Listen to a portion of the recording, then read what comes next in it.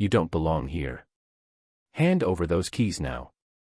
Brenda Hartwell, our HOA president, stood in my grandfather's cabin doorway, designer boots crushing pine needles, demanding keys to property my family owned since 1963. Not happening. Her smile turned ice cold. Keep those keys then. But I'm calling the police. So I kept them. 20 minutes later, deputies knocked on my door. She'd reported me for illegally possessing stolen keys to my own inherited property. Had to show deeds and probate papers while neighbors gathered to watch the show. Calling cops on a man for keeping keys to his own house. Unbelievable. But here's the thing. I'm an electrical contractor who builds military-grade security systems. When someone calls police because I won't surrender my family's keys, I install locks that make her regret ever asking. This Karen's harassment became federal charges. Drop your state and worst HOA nightmare below. I want to hear how deep this corruption goes. My name's Miles Blackwood and I've spent 23 years wiring security systems for people who don't trust the world. Ranchers protecting cattle from rustlers. Tech millionaires guarding trade secrets. The occasional paranoid survivalist with more guns than sense. But the property that mattered most wasn't some client's fortress. It was Grandpa's mountain cabin in Pine Ridge, Colorado. He built that place with his own hands back in 1963. 40 acres of pristine wilderness bordered by national forest with a crystal-clear trout stream where you could count pebbles on the bottom. The cabin was pure old-school craftsmanship. Hand-hewn logs from trees he felled himself, stone foundation quarried from the mountainside, and an off-grid solar system we installed together when I was 16 and thought I knew everything about electricity. Every childhood summer meant 3 months in his workshop, breathing sawdust and motor oil while he taught me that anything worth having was worth protecting. Son, he'd say, adjusting his wire-rimmed glasses. Locks keep honest people honest. But dishonest folks, they require more creative solutions. His weathered hands could fix anything. Engines, electronics, or entitled neighbors who got too big for their britches. When Grandpa passed last year at 91, the inheritance was straightforward. Clean probate, taxes paid, deed properly transferred. I own 40 acres of paradise worth roughly $800,000. No mortgage, no liens, no complications, just mountain air that tasted like freedom and 60 years of memory soaked into every log. 3 months later, I was up there replacing weathered deck boards when gravel crunched under tires like bones breaking. A silver Mercedes SUV pulled into my driveway and outstepped Brenda Hartwell like she owned the place. I'd seen her around town, silver bob styled to perfection, designer hiking gear that screamed I paid retail, always clutching official-looking paperwork. She'd moved from Denver about 5 years ago, fleeing some high-stress corporate law career and bought herself a $2 million mansion in Piner's gated section. Within 6 months, she'd gotten herself elected HOA president and had been terrorizing the community ever since. The morning mountain air carried pine needles and wood smoke from my chimney. Birds chirped in old-growth trees Grandpa had protected for decades. Everything was peaceful, perfect, exactly how a mountain retreat should feel. Mr. Blackwood, I presume. Brenda marched up my porch steps in spotless hiking boots, clipboard clutched like a weapon. I'm here about your property compliance violations. I set down my hammer, wiping sawdust from my hands. What violations? She flipped through papers with theatrical importance. Your cabin violates our aesthetic standards. That rustic log exterior is completely inconsistent with community guidelines. Solar panels are eyes. And don't get me started on that ancient pickup truck you leave parked outside. The diesel smell from her Mercedes mixed with clean mountain air like pollution in paradise. She stood on my grandfather's hand-built porch, threatening his life's work with fabricated rules. Lady, this property predates any HOA by decades. My grandfather built this when your gated community was still wilderness. Her smile never wavered. I'm afraid you're mistaken. The Pine Ridge Homeowners Association has full jurisdiction here. You have 60 days to comply. Estimated cost is $45,000 and 40 cents, 45 grand to fix a cabin that was perfect exactly as it was. And if I don't, lien placement and forced sale to recover compliance costs. That's when I should have recognized this wasn't about aesthetics. This was the opening move in a systematic land grab that had already destroyed other families. But I was still thinking like a reasonable person dealing with an unreasonable neighbor. "Get off my property," I said quietly. Brenda's smile turned predatory. 60 days, Mr. Blackwood. Clock's ticking. As her Mercedes disappeared down the mountain road, I stood breathing crisp air and listening to water babble over stones. Grandpa's workshop wisdom echoed in my memory. Dishonest folks require creative solutions. Time to get creative. I should have seen Brenda's next move coming. But honestly, even after 23 years dealing with entitled clients who think money buys them immunity from physics, I underestimated just how dirty she'd fight. Tuesday morning, I was threading electrical conduit at the Henderson construction site when my phone buzzed. Sheriff's Department. The metallic taste of adrenaline flooded my mouth. "Mr. Blackwood, Deputy Rodriguez here. Need you to come down regarding a theft report." "Theft of what?" "Keys to a cabin that allegedly doesn't belong to you." Every hammer stopped mid-swing. 20 construction workers suddenly found their boots fascinating while I stood there watching my reputation implode. In small mountain towns, your word is your bond. And Brenda had just tried to shatter mine with one phone call. The sheriff's station interview room smelled like industrial disinfectant and broken promises. Deputy Rodriguez, decent guy, local-born, the kind who'd rather be fishing than dealing with manufactured drama, slid papers across the scarred metal table. "Look, Miles, this is obviously garbage. But when someone files theft charges, we're required to investigate. This Hartwell woman claims you forged inheritance documents and that your grandfather's cabin is actually community property. I'd learned years ago that inheritance fraud carries federal penalties up to 20 years if prosecutors can prove intent.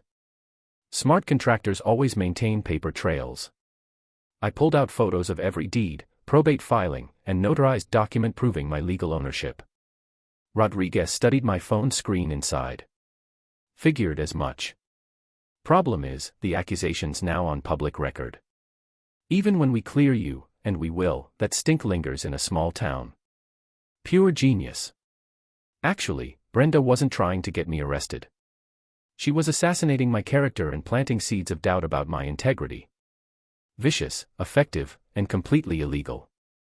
That weekend, I became a courthouse basement regular. Fluorescent lights buzzed like angry hornets overhead while I breathed stale air and mainlined terrible coffee, hunting through property records that hadn't seen daylight since disco was popular. My back ached from hunching over filing cabinets older than I was, but persistence paid off. Most people don't realize that Colorado law requires HOA charters to renew every 25 years, a bureaucratic detail that trips up amateur land grabbers. Pine Ridge's original 1962 charter had expired quietly in 1987, making Brenda's enforcement authority about as legitimate as monopoly money. But the real smoking gun came from cross-referencing property sales. Mountain Vista Development, a shell company, had been acquiring mountain properties at below-market rates. Properties that had mysteriously developed compliance violations right before their desperate owners sold.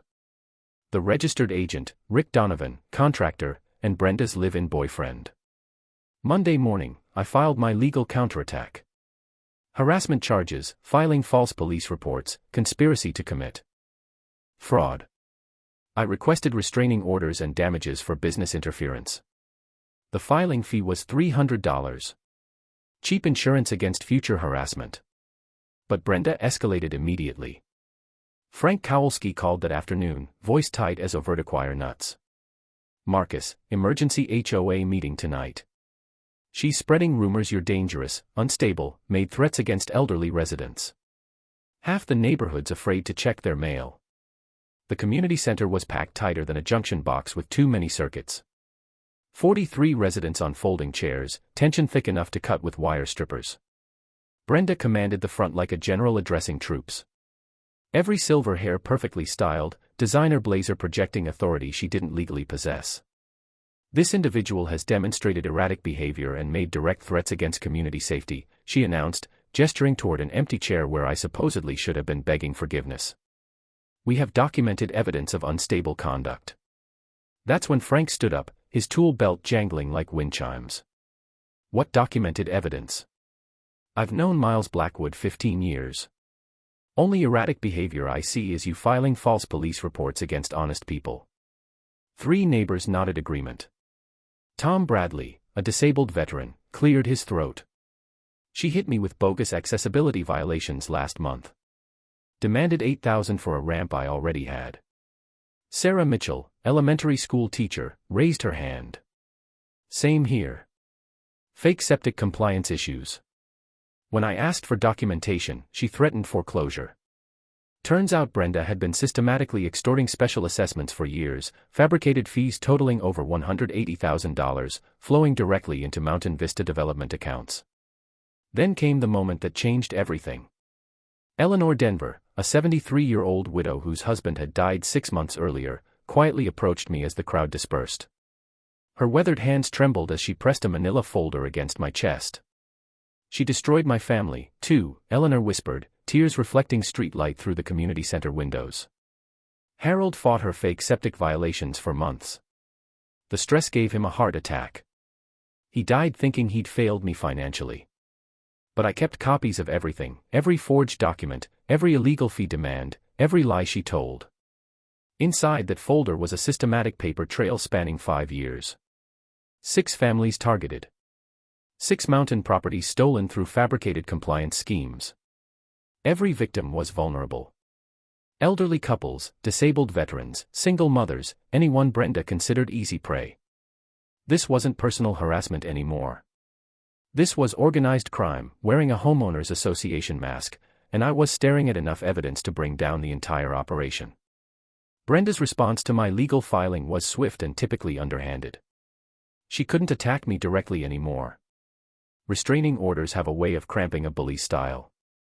So, she deployed what I like to call the death by 1,000 paper cuts strategy. It started with the unmarked trucks. Every morning at exactly 6 a.m., white contractor vehicles materialized at my driveway's end like mechanical vultures. No company logos, no identification, just guys in hard hats with clipboards pretending to survey my property. They'd take photos, measure distances, and make their presence known while staying just outside the legal definition of trespassing.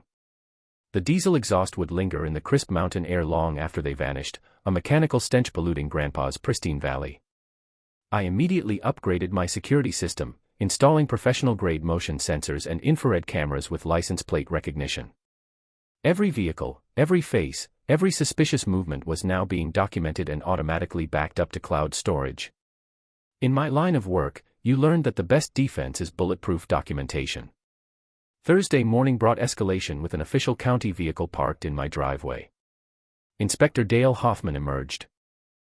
30-year veteran who'd seen every building code violation imaginable and a few that defied the laws of physics. Morning, Miles.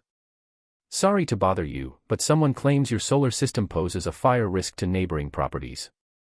The morning sun caught dewdrops on spiderweb stretched between fence posts. Nature's daily reminder that some things still made sense in this increasingly insane situation. Dale and I walked the property together, him methodically checking every panel connection and grounding system. Your grandfather's work is museum quality, Dale said, running weathered hands along 60-year-old conduit that looked better than most modern installations. Your solar upgrade exceeds current code by 20%. Whoever filed this complaint is either legally blind or professionally dishonest.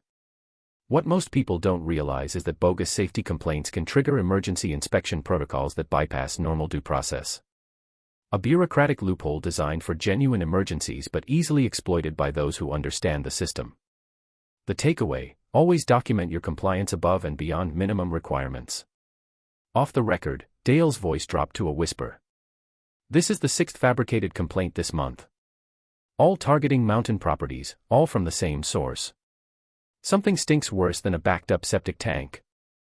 That afternoon, my upgraded cameras captured gold. The same white trucks surveying my property were now actively cutting fence lines and dumping construction debris near my stream. One camera got crystal clear footage of Rick Donovan directing his crew to scatter trash, strategically designed to look like environmental violations. I started building a digital evidence library, cataloging every incident with timestamps, GPS coordinates, and cross-reference license plates. Frank Kowalski, who'd quietly revealed his background as a retired FBI forensic accountant, helped me organize the documentation properly. Friday brought another official visitor. Jerry Walsh from the power company looked embarrassed approaching my electrical meter. Marcus, we got an emergency report about illegal connections threatening grid stability, corporates demanding immediate inspection with service disconnection if violations exist.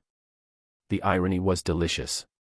Someone claimed my grandfather's meticulously legal electrical system, which I'd personally upgraded to exceed modern codes, was somehow dangerous to the regional power grid.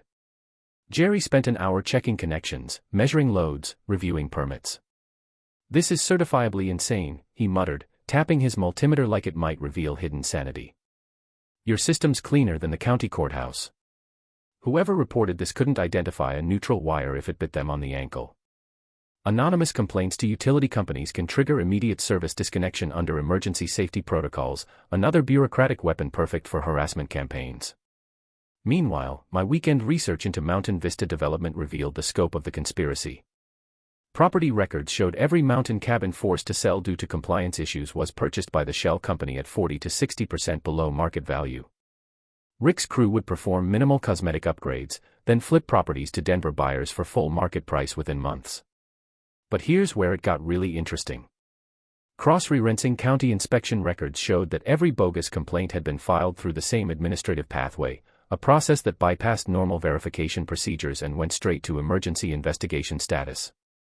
Someone inside the county system was facilitating the fraud. Eleanor Denver provided another piece of the puzzle when she showed me her husband's files. 3 other families had been targeted using identical tactics. Fake violations, emergency inspections, forced sales, all processed through the same county administrator, Deputy Building Inspector Janet Morse, who happened to be Rick Donovan's sister-in-law. Tuesday at 2:17 a.m., my security cameras caught the smoking gun. Rick Donovan's crew returned with a different mission. Instead of dumping trash, they were carefully placing small plastic bags near my electrical panel and solar inverters. The infrared footage was cinema-quality clear. They were planting evidence. 24 hours later, an anonymous tip reached the sheriff's department claiming suspicious chemical odors from my property suggesting possible illegal drug manufacturing. Brenda's endgame was crystallizing. If fake building violations couldn't force me out, criminal allegations would trigger immediate property seizure under asset forfeit laws. But she'd made one crucial miscalculation. My security system had recorded everything. My evidence was professionally documented. And unlike her previous victims, I understood exactly what game she was playing. Time to flip the board. Brenda's next move proved she was either getting desperate or had seriously underestimated how dirty she was willing to get. Probably both. It started with social media warfare that would have impressed a political campaign manager if political campaigns specialized in character assassination and property theft. Tuesday morning, my neighbor Tom Bradley called with his voice tight as piano wire. "Marcus, you need to see what's happening online. Brenda's created a Facebook group called Panirage Community Safety and it's blowing up like a meth lab." I pulled up the page on my phone and felt my stomach drop faster than a lead balloon. Professional quality posts with manipulated photos showing my cabin as some kind of fortified compound. My security cameras had been photoshopped to look like military surveillance equipment. Even my grandfather's old workshop was labeled as a potential weapons cache. The comment section was a dumpster fire of manufactured outrage. Anonymous accounts spreading rumors about dangerous activities and threats to neighborhood children. The smell of coffee turned bitter in my mouth as I scrolled through post after post painting me as some kind of mountain hermit terrorist plotting the overthrow of suburban civilization. But the real masterpiece was a video compilation of security footage from around my property. Edited to remove context, it showed me in what appeared to be threatening poses, raising a hammer. I was building a birdhouse, carrying electrical wire, routine maintenance, and walking my perimeter at night, checking for the vandalism that was actually happening. Social media manipulation can destroy reputations faster than actual facts can rebuild them. A digital age reality that makes documentation absolutely critical for protecting yourself. Within 6 hours, the post had been shared 47 times and generated over 200 comments from people who'd never met me, but were suddenly convinced I was a clear and present danger to society. Wednesday brought the inevitable escalation. Sheriff's deputies knocked on my door at 7 a.m., badges glinting in the morning sun that filtered through pine needles overhead like nature's own polygraph test. "Mr. Blackwood, we've received multiple reports of concerning behavior. Anonymous calls claiming you've made threats against elderly residents.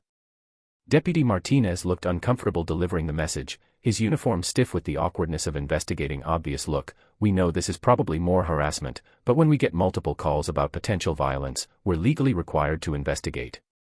The beautiful irony, while Brenda was painting me as unstable, my security system was documenting her boyfriend's crew attempting to break into my tool shed. The infrared cameras caught them trying to jimmy the lock at 3:17 a.m. Wednesday, then scattering like cockroaches when the motion-activated floodlights triggered. Thursday morning brought a phone call that made my blood run cold enough to freeze antifreeze. Mr. Blackwood, this is Janet from Mountain View Insurance. I'm calling about the immediate cancellation of your homeowner's policy. My coffee mug hit the kitchen counter like a gavel, delivering a death sentence. Cancellation. Why? We've received reports of high-risk activities on your property that violate our safety guidelines. The policy is terminated effective immediately. False reports to insurance companies can trigger immediate policy cancellation under corporate risk assessment protocols. A vulnerability most property owners never consider until it's weaponized against them. The takeaway: always maintain detailed documentation of your actual activities versus any false allegations. That afternoon, Frank Kowalski stopped by with bourbon and bad news. We sat on my grandfather's porch, breathing mountain air that tasted like freedom while Frank delivered intelligence from his retired law enforcement network. It's bigger than we thought, Frank said, voice barely above a whisper as evening shadows stretched across the valley like reaching fingers. Brenda borrowed over $2 million against future mining profits. Your refusal to sell isn't just inconvenient, it's threatening her entire financial house of cards. Friday brought the violation that transformed annoyance into pure rage. I was installing additional cameras when glass shattered behind the cabin. Racing around back, I found Rick Donovan's crew vandalizing my grandfather's memorial garden. They'd smashed the stone monument over his favorite fishing spot and were scattering garbage throughout flower beds he'd planted 60 years ago. The white-hot fury hit like lightning, striking twice. This wasn't about money anymore. They were desecrating family memory for profit. But then something beautiful happened. A young contractor, barely out of high school, started arguing with Rick's crew. This is too far, man. We're supposed to harass him, not destroy family stuff. The kid walked away, leaving Rick screaming threats. 3 hours later, he appeared at my door with a manila envelope. I can't do this anymore. Brenda has been paying us to plant evidence, fake violations, intimidate families. I got copies of everything. Contracts, payments, target lists. She's planning something big this weekend. Inside was proof of systematic criminal conspiracy spanning 5 years. But the last document made my hands shake. A forged county condemnation order scheduled for Saturday morning, followed by immediate property seizure. Game time. Saturday morning, I was drowning in evidence that could topple a criminal empire when I stumbled across the document that changed everything and made me understand why my grandfather always smiled when he talked about leaving me something special. The manila envelope from my whistleblower had mixed with my own research files, creating a paper avalanche across Grandpa's workbench. As I sorted documents that smelled like old leather and motor oil, a faded survey slipped out from between insurance papers. The letterhead read, Blackwood Mining Survey, 1961. And my hands trembled like I'd grabbed a live wire. It was Grandpa's original geological assessment commissioned before building the cabin. Standard procedure for mountain construction back then. Nobody wanted their foundation sinking into unstable soil. But buried in technical jargon that would cure insomnia was a paragraph that made my coffee taste like liquid gold. Subsurface analysis indicates significant rare earth mineral deposits consistent with regional lithium, cobalt, and tantalum concentrations. Estimated extraction value pending market development. Rare earth minerals. The stuff that makes every smartphone, electric car battery, and wind turbine possible. Materials China had been strangling supply of driving prices higher than a hippie at Woodstock. My laptop fired up with the enthusiasm of someone about to discover buried treasure. Cross-referencing current market prices with the survey's deposit estimates, conservative calculations put my 40 acres underground value at over $50 million. $50 million. Sitting beneath Grandpa's fishing holes and bird sanctuaries like nature's own lottery ticket. But the real revelation hit when I connected dots that should have been obvious. Mountain Vista. Development hadn't just been stealing properties. They'd been systematically acquiring mineral rights throughout Pine Ridge. During foreclosure sales triggered by manufactured violations, mineral extraction rights were quietly transferred to shell companies controlled by Brenda's network. Most families never even realized they owned underground treasure until it was legally stolen from them. Property mineral rights law is deceptively complex. Surface ownership doesn't automatically include subsurface extraction rights, which can be bought, sold, or seized separately from the land itself. Most homeowners never check their deeds for mineral clauses. My property was the missing puzzle piece, the geographic keystone that would unlock legal access to mine an entire mountain ridge worth hundreds of millions in rare earth deposits. Frank's forensic accounting suddenly made perfect sense. Those $2 million Brenda had borrowed came from private investors betting on mining windfalls that required complete extraction corridor control. My refusal to sell wasn't just inconvenient, it was threatening to bankrupt her entire investment scheme. But here's where my grandfather's wisdom saved 3 generations. His 1963 deed included a perpetual family ownership clause, legal language preventing property sales outside the family without unanimous heir consent. More importantly, it specifically retained all mineral rights in perpetuity for the Blackwood family line. Even if they somehow forced surface property sale, underground mineral rights would remain with my family forever. The conspiracy scope crystallized like frost on winter windows. This wasn't random harassment. It was systematic wealth extraction targeting families who didn't understand what they owned. Elderly couples like Eleanor's husband. Veterans like Tom Bradley who trusted official documents. Single mothers overwhelmed by legal complexity.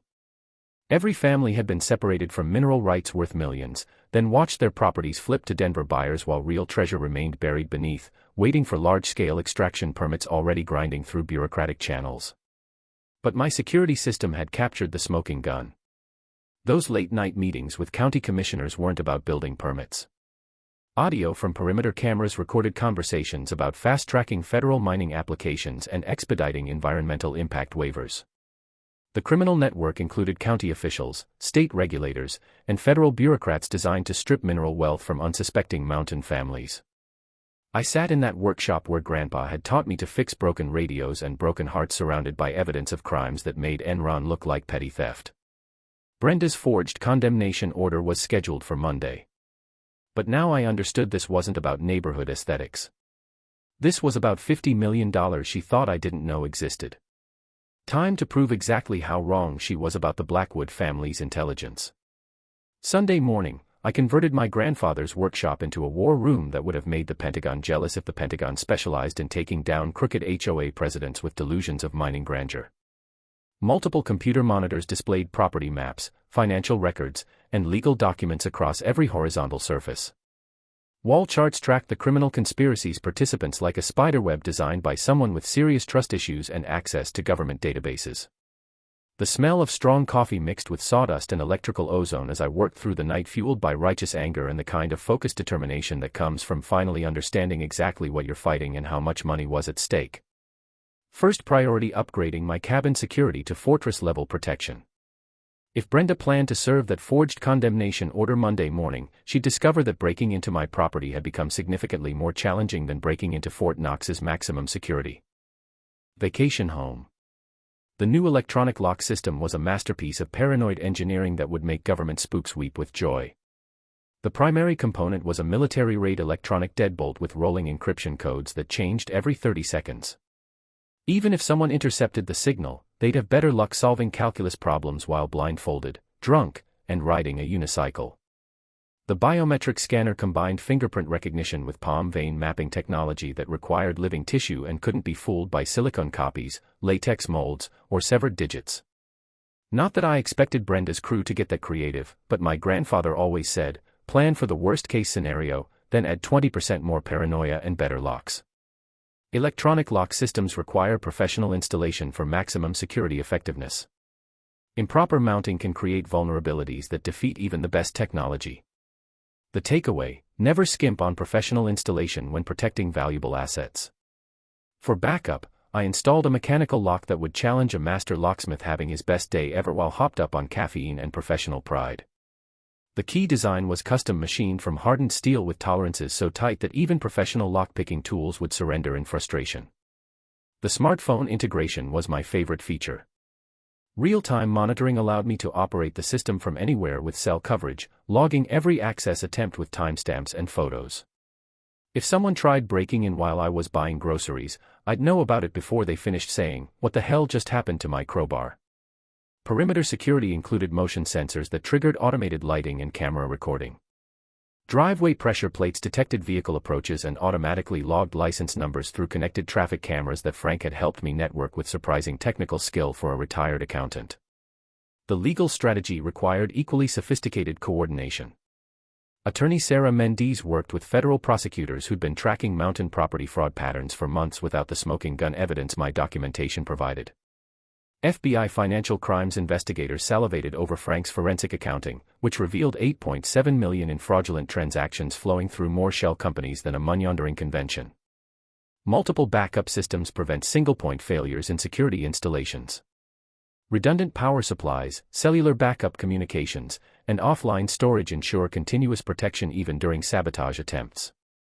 Building the legal case required victim testimonials that would make juries understand the human cost of Brenda's greed.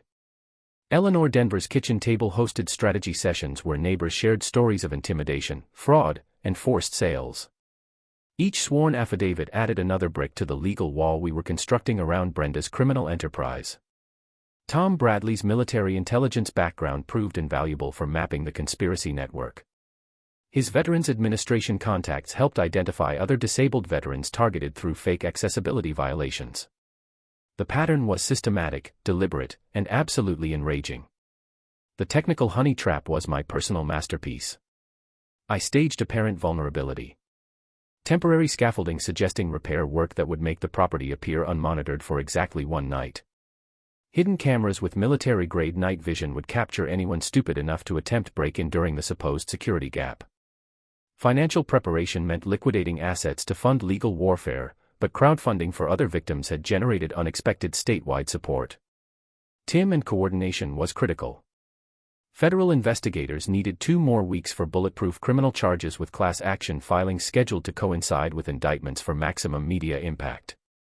As Sunday's sun set behind mountain peaks, hiding $50 million in rare earth treasure, I stood in that workshop breathing air that tasted like impending victory. Tomorrow, Brenda would discover exactly how well prepared the Blackwood family could be when protecting what mattered most. Monday morning arrived with the kind of crisp mountain air that usually promised good fishing and peaceful reflection. Instead, it delivered Brenda's most desperate gambit yet, and proof that cornered criminals make increasingly stupid decisions. My security system's first alert came at 2:47 a.m. Motion detected at the cabin's northeast corner. Infrared cameras capturing 3 figures approaching through the tree like budget ninjas having their worst day ever. Rick Donovan led the expedition armed with professional lockpicking tools, electronic signal jammers, and what appeared to be enough determination to break into a nuclear bunker. I watched the live feed from my truck parked half a mile down the mountain road, automatically live streaming everything to cloud storage while these geniuses provided evidence for multiple felony charges. The infrared footage was cinema-quality clear. Rick directing his crew to positions around my fortress-level electronic lock system. They tried everything. Signal jammers designed to disrupt electronic communications, useless against hardwired backup systems, physical force that would have worked on standard residential locks, but accomplished nothing against military-grade hardware except making impressive sparks. Lockpicks that might have succeeded on conventional mechanisms, but couldn't even locate the custom keyway I designed. The biometric scanner's red denial light blinked like a mechanical middle finger every time they attempted to bypass it with everything from latex gloves to severed chicken feet. Apparently, Rick had watched too many spy movies and not enough electrical contractor training videos. But the audio recording was pure gold. Rick's frustration escalated from professional confidence to barely contained rage as my lock system resisted every attack method known to modern burglary. "This is impossible," he snarled, sweat dripping despite October mountain cold that made breath visible in puffs of defeated ambition. "No residential lock should be this secure." "Maybe we should abort," suggested one crew member. Probably the same kid who'd blown the whistle on their previous crimes. "This feels federal-level serious. Brenda's paying us $50,000 for this job." Rick snapped. We're not leaving without those keys or proof this place is empty.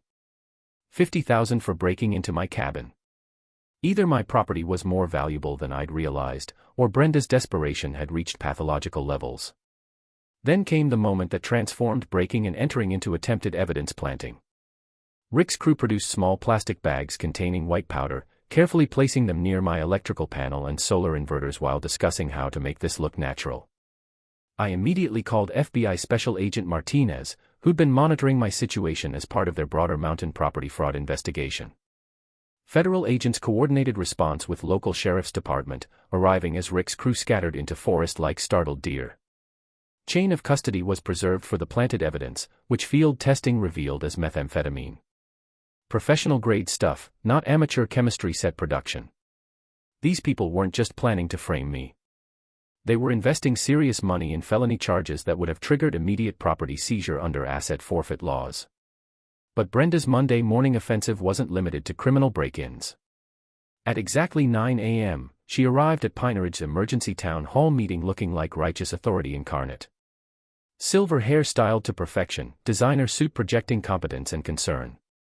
Clipboard thick with fabricated documentation supporting her latest lies. The community center was packed with 43 residents who'd received urgent safety notices about my increasingly dangerous behavior. Brenda had spent the weekend spreading rumors about weapons stockpiling, threats against elderly neighbors, and unstable veteran syndrome that required immediate intervention. This individual has crossed the line from eccentric to dangerous, Brenda announced, gesturing toward photos showing my security cameras and reinforced door. We have documented evidence of threatening behavior and potential violence against community members. What she didn't know was that Frank Kowalski had spent Sunday coordinating with our network of supporting neighbors. Instead of finding a frightened audience ready to approve emergency action against me, Brenda discovered organized resistance. Tom Bradley stood up first, his veterans bearing commanding immediate respect. What documented evidence? Because I've seen Brenda's people trespassing, vandalizing property, and planting suspicious materials. The only dangerous behavior I've witnessed has come from her operation. Eleanor Denver rose next, her elderly voice carrying the weight of lived experience and bureaucratic fury. This woman destroyed my family through fake violations and fabricated fees. She's a criminal who targets vulnerable people for profit. Sarah Mitchell, the elementary school teacher, produced a folder of her own. I've been documenting Brenda's harassment for months. False septic inspections, fraudulent compliance demands, intimidation tactics designed to force property sales below market value.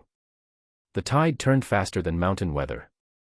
Neighbors who'd been intimidated into silence found courage in numbers, sharing stories of extortion, fraud, and systematic targeting that painted Brenda as the criminal she actually was. But the real surprise came when County Commissioner Janet Morse arrived unannounced with federal agents in tow. Turned out the FBI's investigation had finally reached the corruption network's governmental tentacles.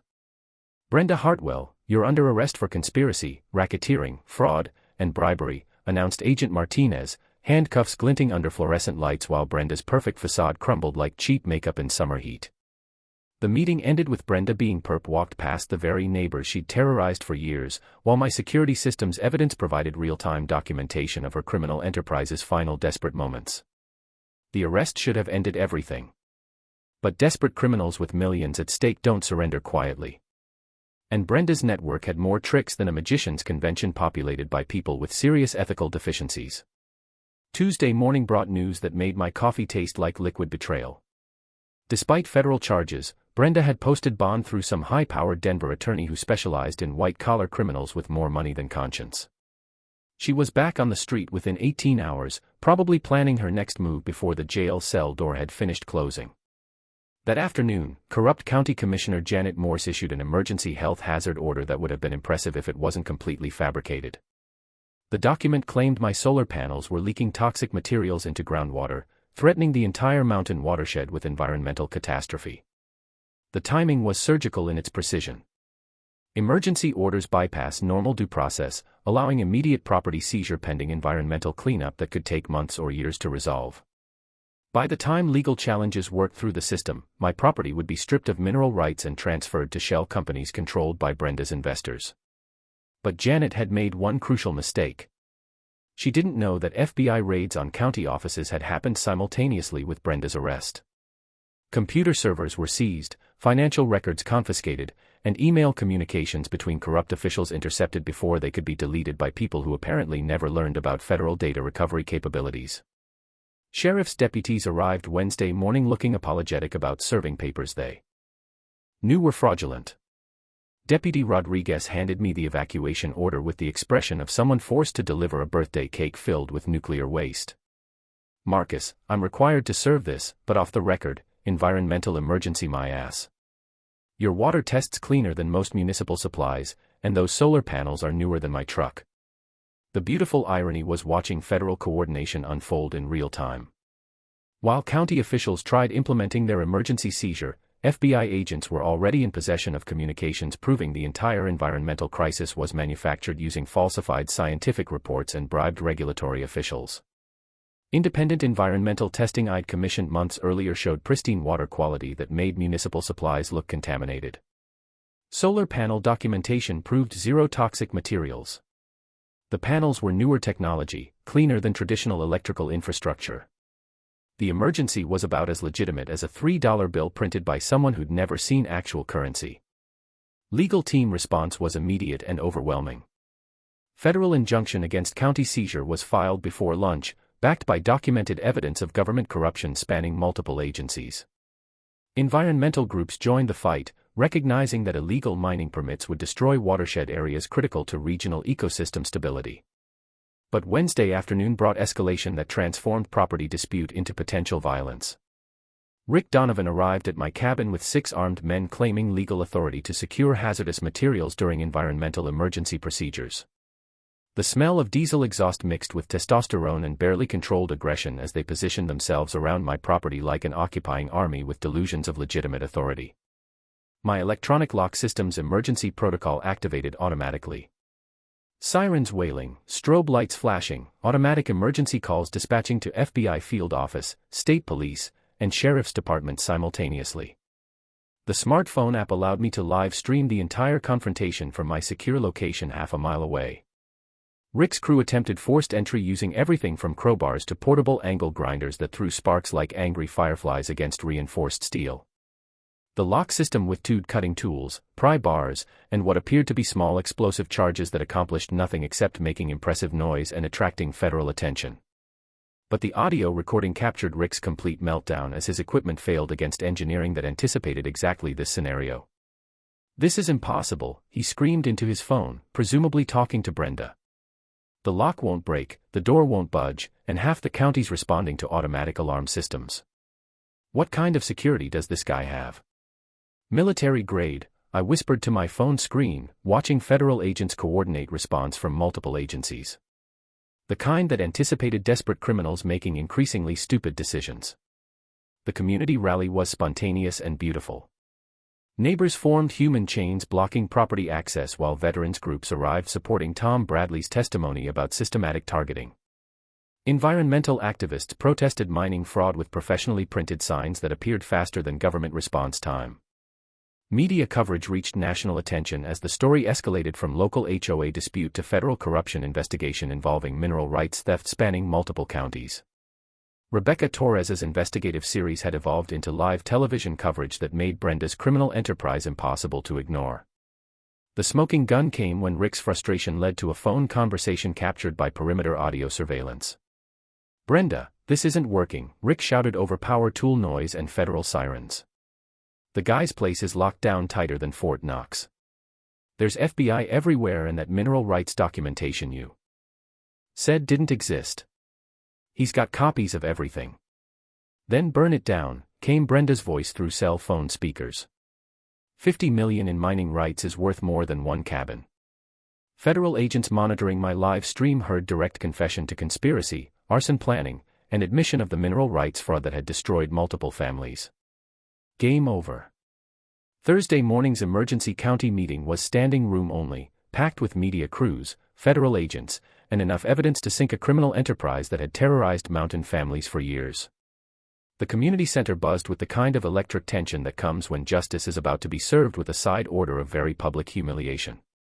I entered carrying my laptop loaded with 2 years of systematic documentation, security footage that would make Hollywood producers jealous, and audio recordings that captured confessions clearer than Sunday morning church bells.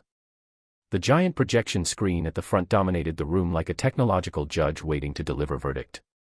Brenda arrived with her expensive Denver attorney looking like they'd rather be anywhere else, possibly including federal prison, where the orange jumpsuits might clash less with her designer aesthetic than the public exposure about to unfold.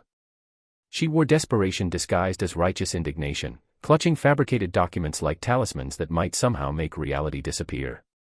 Ladies and gentlemen, I began connecting my laptop to the projection system. Today, you're going to see exactly how a criminal enterprise masquerading as Homeowners Association Authority has been systematically stealing mountain properties and mineral rights worth hundreds of millions of dollars. The visual presentation began with before and after photos of my cabin, showing the fortress-like electronic lock system that had withstood everything Rick's crew could throw at it.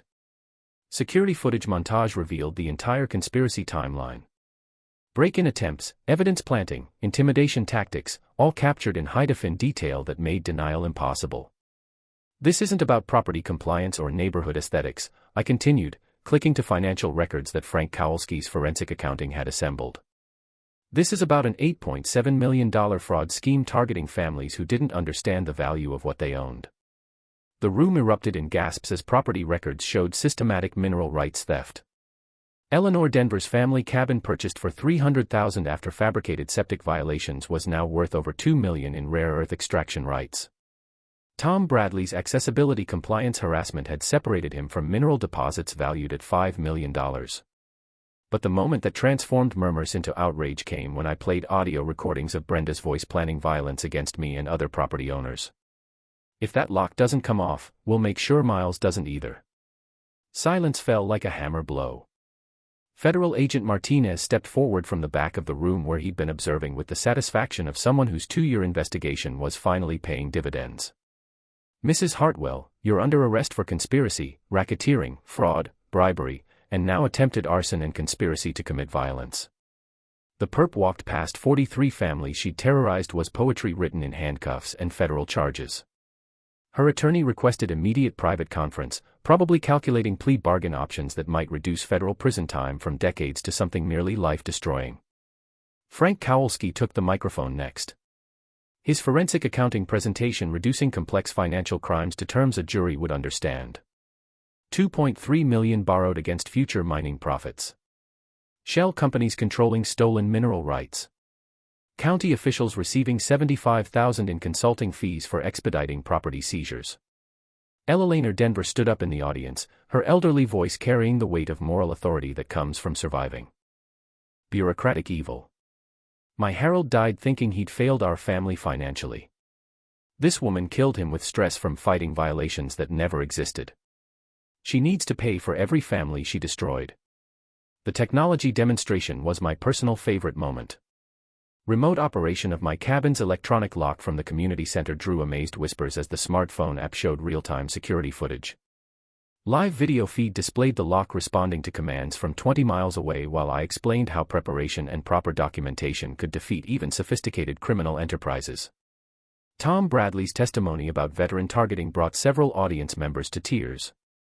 She specifically chose disabled veterans, elderly couples, single mothers, anyone she considered vulnerable. This wasn't random harassment. This was predatory criminal behavior designed to steal from people who couldn't fight back. The environmental crimes representative explained how illegal mining permits would have destroyed pristine watershed areas supporting wildlife migration routes used for thousands of years. $50 million in rare earth extraction would have poisoned water supplies serving 3 counties while destroying ecosystems that can't be replaced. Rick Donovan's confession played next. His video testimony from county jail where he'd agreed to cooperate for reduced sentences. Brenda planned the whole thing. Target vulnerable families, manufacture violations, force sales below market value, strip mineral rights, flip properties to Denver buyers.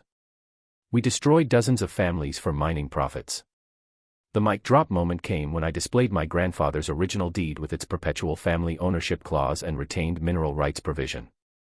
She spent 5 years stealing from families who didn't know what they owned, I said, savoring the moment like fine wine aged in justice barrels. But she picked the wrong family to steal from. My grandfather was smarter than her entire criminal network combined, and his foresight just sent her to federal prison. And standing ovation lasted 3 full minutes while federal agents escorted additional co-conspirators from the building. Justice served with a technology garnish and a side order of very public vindication. 6 months later, justice had been served with the kind of precision that would make Swiss watchmakers jealous, and with sentences that ensured Brenda's criminal enterprise would never threaten another mountain family. Federal court delivered verdicts that restored faith in the legal system's ability to protect people from bureaucratic predators. Brenda received 12 years for racketeering with additional charges for conspiracy, fraud, and attempted violence. Rick Donovan got 7 years for his role in break-ins, evidence planting, and intimidation campaigns. Corrupt County Commissioner Janet Morse earned 5 years for bribery and facilitating government fraud that had destroyed multiple families. The restitution fund exceeded $4.20 $2 million, returning stolen wealth to 43 families who'd lost properties through manufactured violations and fabricated compliance demands. Eleanor Denver used her settlement to establish a scholarship program for children whose families had been targeted by Brenda's schemes. Tom Bradley's Veteran Advocacy Organization received funding to help disabled veterans facing similar property rights violations across Colorado. Property restoration happened faster than bureaucratic wheels usually turn. Illegal mining permits were permanently revoked by federal court order while environmental protection status granted to the entire watershed area ensured that pristine mountain streams would remain protected from corporate exploitation. My cabin became a symbol of resistance against institutional corruption, with security professionals and journalists making regular pilgrimages to see the legendary lock system that had withstood professional criminal attacks. The technology legacy exceeded my wildest expectations. My electronic lock design was licensed to security companies nationwide, with royalties funding legal aid programs for rural property owners facing harassment. DIY installation guides published online helped families protect themselves from similar schemes. The security industry recognized the innovation as breakthrough protection for isolated properties where response times made traditional alarms inadequate. But the real transformation was community healing that emerged from shared resistance to organized crime. New county commissioners were elected on transparency platforms with reformed HOA regulations preventing future fraud. Victim support groups helped families rebuild confidence in local institutions while maintaining vigilance against corruption. Financial recovery restored property values that had been artificially suppressed by Brenda's systematic harassment. Insurance companies reimbursed legitimate claims while implementing fraud detection protocols designed to prevent manufactured emergencies. Tourism increased as the corruption story became regional legend, with visitors wanting to see the mountain community that had successfully fought back against criminal enterprise.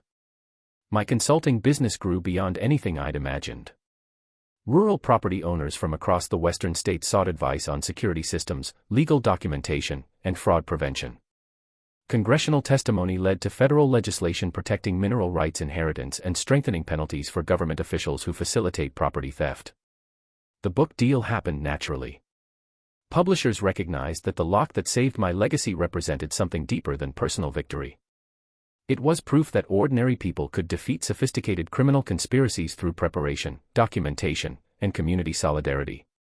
Frank Kowalski's forensic accounting firm specialized in detecting property fraud schemes, providing pro bono services for elderly and veteran victims while training rural law enforcement to recognize systematic targeting. Eleanor Denver's legal clinic offered free services for property rights cases, with education seminars teaching families how to protect inherited wealth from bureaucratic predators. The positive social initiative closest to my heart was the Mountain Heritage Protection Fund that grew from our successful resistance. Scholarships for children of targeted families, legal aid for rural property owners facing fraud, environmental conservation grants for watershed protection, all funded by mineral rights royalties that Brenda had tried to steal.